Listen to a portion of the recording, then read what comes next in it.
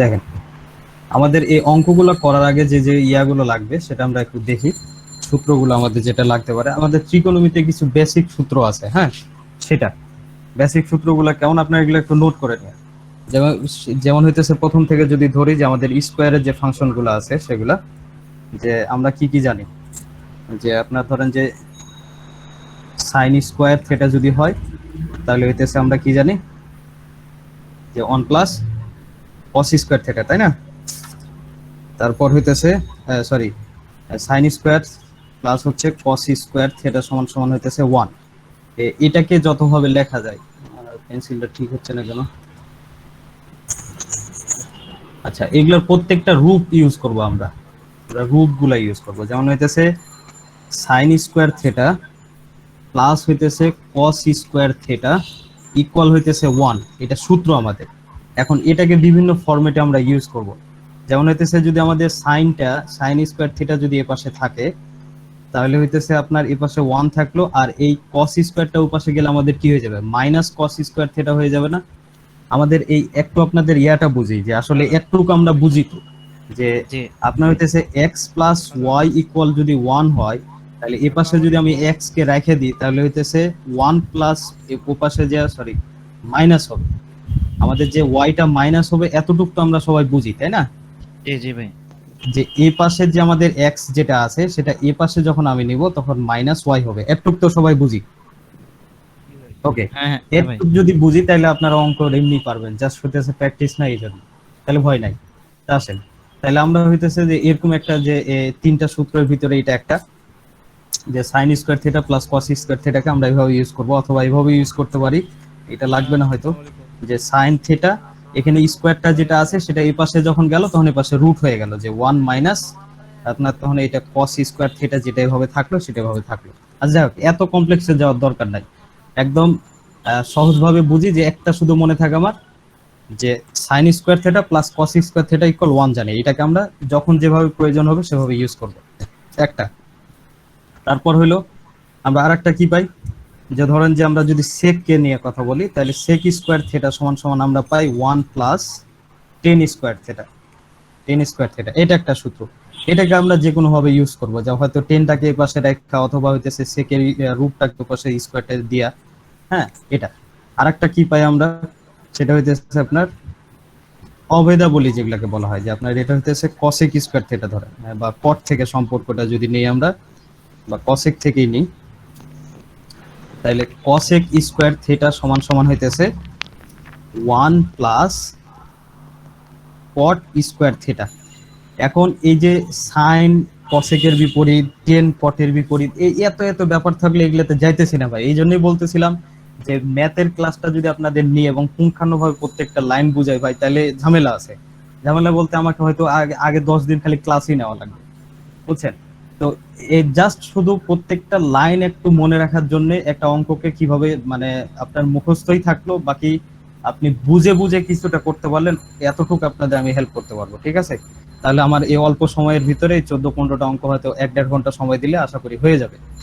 ভাই আচ্ছা, এতটুকু যথেষ্ট। তো তাহলে এই সমস্যা নেই। তিনটা একটা পাইলাম।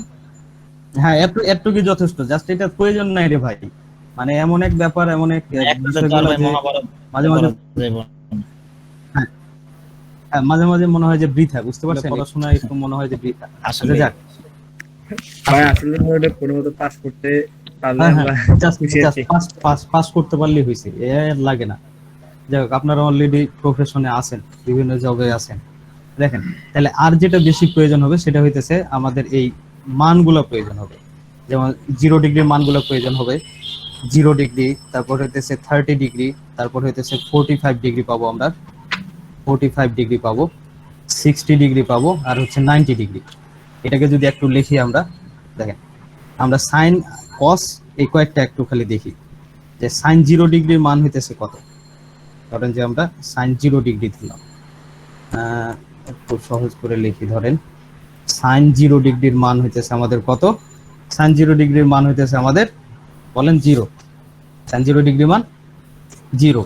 তারপরে হইতেছে আপনার এই সাইন 30 ডিগ্রির মান কত, সাইন 30 ডিগ্রি, 30 ডিগ্রির মান হইতেছে আমার হাফ। তারপরে হইতেছে কি পাবো, সাইন 45 ডিগ্রি পাবো।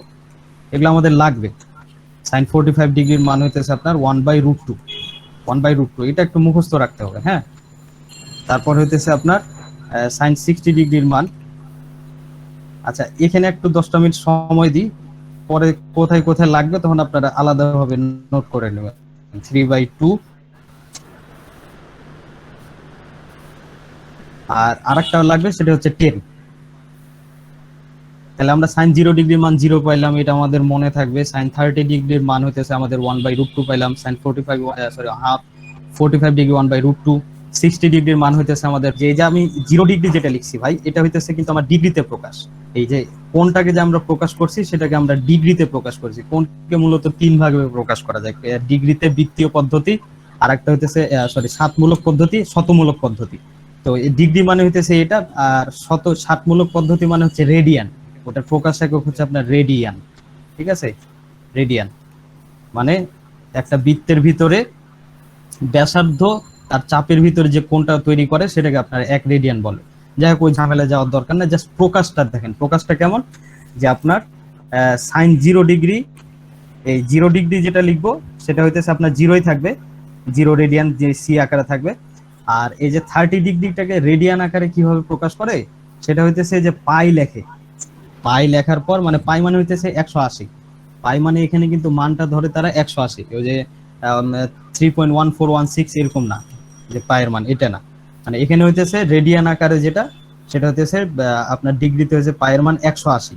তো 180 ওই কে ডিগ্রি দিতে হবে আর কি। হ্যাঁ হ্যাঁ, ডিগ্রিতে দেখায়। তার মানে 180 কে আপনি 3 দিয়ে ভাগ দিলে কত পাবো আমরা, সরি কি বলে 30 ডিগ্রি যদি হয়, তাহলে হইতেছে 180 কে ধরেন যে আমরা 30 ডিগ্রিতে আনতে চাইতেছি না, 6 দিয়ে ভাগ, ধরেন যে 60 দিয়ে যদি ভাগ দেই, তাহলে সরি 6 দিয়ে ভাগ যদি দেই তাহলে আমরা ইয়া পাইছি। তার মানে আমরা নিচে 6 লিখবো, তাই না?